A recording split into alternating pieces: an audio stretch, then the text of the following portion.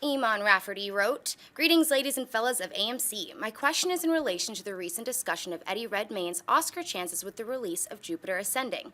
Should one's performance in a film that has him nominated for an award really be hampered by a different film entirely? After all, didn't Sandra Bullock still win an Oscar for The Blind Side after winning a Razzie for All About Steve? Regards." I think that is a great way of wording this question. So well played. Because we've definitely talked about this. I mean, it is no, I mean, look at that picture. It is no surprise that the production has pretty much focused, has wanted to hide Eddie Redmayne's performance in this film because of his Oscar chances. I'm sure they probably even pleaded with WB, can you just push it back 1 month till after the Oscars?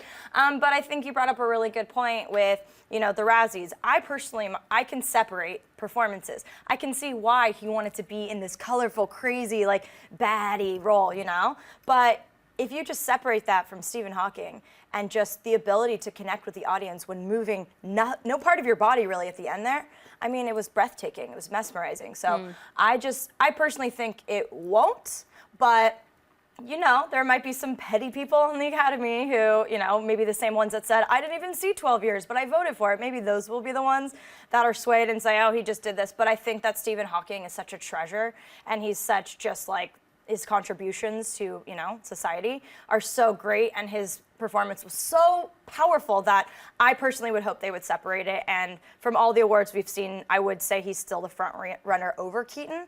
But if Keaton took it, I wouldn't be surprised either. So it's definitely still a two-horse race, I think. What do you think, Leash?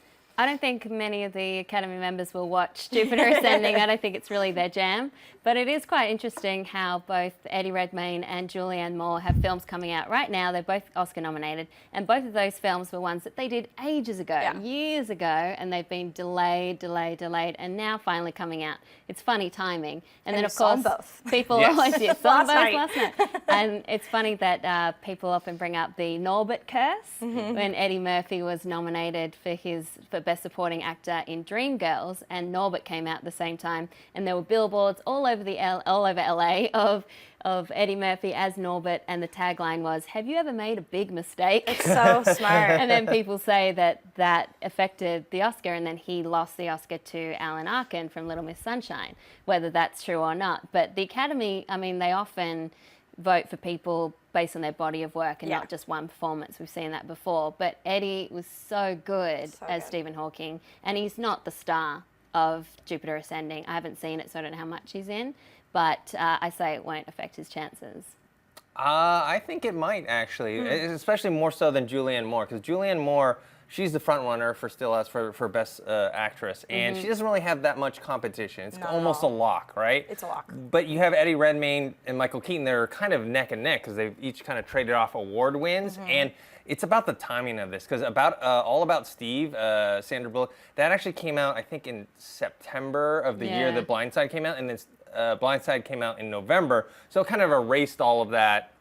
It was a lesser-known film. Now you have Jupiter Ascending that's coming out right before the Oscars. I don't know exactly when the voting ends, so I have a feeling that it possibly could affect it. I wonder. And you're saying about, the body of work, that's Keaton in a nutshell. I mean, he was great in Birdman, but he's a legacy player, as we see in sports, as we see in films. People like to honor that. It is funny that we have both posters for the two aforementioned films. And Julianne Moore, it's like people are like, Seven Sun's been delayed. Like, it's not even part of the conversation. But I guess she has a lot more, of a discography than Redmayne does. So we will see what happens. But either way, I think people acknowledge that he was incredible as Hawking. So we'll see what happens. Hey everyone, if you liked this video, click that thumbs up button and make sure to subscribe to our AMC Movie News YouTube channel. It's free and helps you stay up to date with all the latest movie news, as well as our daily AMC movie talk show. Also, make sure that you follow us on Facebook and Twitter to stay up to date with all of our special promotions, contests, and prize giveaways.